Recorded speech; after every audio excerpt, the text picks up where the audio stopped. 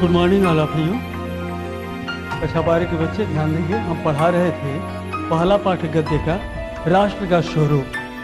तो राष्ट्र के स्वरूप में हम शुरू करेंगे दूसरा पैराग्राफ। तो ध्यान देंगे, देखेंगे, उंगली रखेंगे पैराग्राफ पर। इस कर्तव्य की पूर्ति सैकड़ों हजारों प्रकार से होनी चाहिए। पृथ्वी से जिस वस्तु का संबंध है, चाहे वह छोटी हो या बड़ी, उसका कुशल प्रश्न पूछने के लिए हमें कमर कसनी चाहिए। तो ध्यान देंगे, वासुदेव शरण अग्रवाल जी कहते हैं कि जो हमारी राष्ट्रीय भावों के बारे में बताया गया है, तो राष्ट्रीय भावनाओं के इस कर्तव्य की पूर्ति सैकड़ों हजारों प्रकार से होनी चाहिए।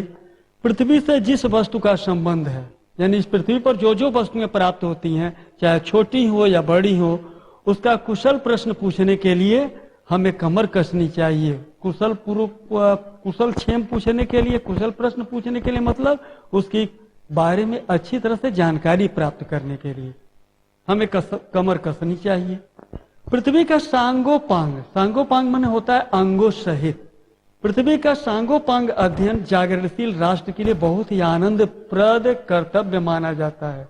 यानी पृथ्वी का अंगों सहित अध्ययन करना एक जागरणशील राष्ट्र के लिए बहुत ही आनंद प्रदान करने वाला कर्तव्य माना जाता है। गांव और नगरों में सैकड़ों केंद्रों से इस प्रकार के अध्ययन का सूत्रपात होना आवश्यक। गांवों से, नगरों से पृथ्वी के बारे में, पृथ्वी की गतिविधियों, पृथ्वी के तत्वों के बारे में अध्ययन करने के लिए सैकड़ों केंद्रों का सूत्रपात होना आवश्यक है। उदाहरण के लिए, यदि पृथ्वी की उपजाऊ शक्ति को बढ़ाने वाले मेघ जो प्रतिवर्ष समय पर आकर अपने अमृत जल से सींचते हैं, तो वासुदेव शरण अग्रवाल जी कहते हैं कि उदाहरण के लिए कि पृथ्वी की उपजाऊ शक्ति किससे बनती है? बारिश से। मेघ यानी बादल वर्षा करते हैं, उससे भूमि उपजाऊ होती है। वर्षा न हो तो भूमि मरुस्थल हो जाएगी, रेगिस्तान हो जाएगी। तो बादल पृथ्वी की शक्ति को उपजाऊ बनाने में महत्वपूर्ण भूमिका रखते हैं। अपने अमृत जल से इसे सींचते हैं। तो हमारे अध्ययन की परिधि के अंतर्गत आना चाहिए।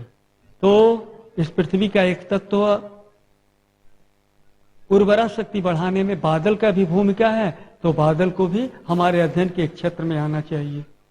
उन मेघ जलों से परिवर्धित, बादल के जलों से परिवर्धित मन पुष्ट होकर के प्रत्येक तृण, लता, खर पतवार, घासें आदि और वनस्पतियों का सूक्ष्म परिचय प्राप्त करना और छोटे छोटे वनस्पति से लेकर के बड़े बड़े वृक्षों के बारे में सूक्ष्म अध्ययन प्राप्त करना, परिचय प्राप्त करना, यही हमारा परम कर्तव्य है।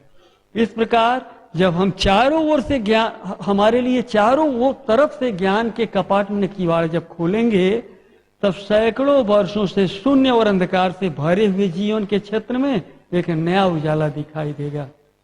और इस प्रकार हम तमाम वस्तुएं हैं, तमाम तत्व हैं जिनको हम नहीं जान पाए हैं, उन सारे तत्वों के बारे में जब हम चारों तरफ से हमारे ज्ञान के किवाड़ खोलेंगे और सबके बारे में हम जानकारी प्राप्त करने का प्रयास करेंगे, तब सैकड़ों वर्षों से शून्य और अंधकार से भरे हुए जीवन के क्षेत्रों में एक नया उजाला दिखाई देगा, नई जानकारी प्राप्त होगी। तो इस पैरा का व्याख्या लिख लेंगे। धन्यवाद।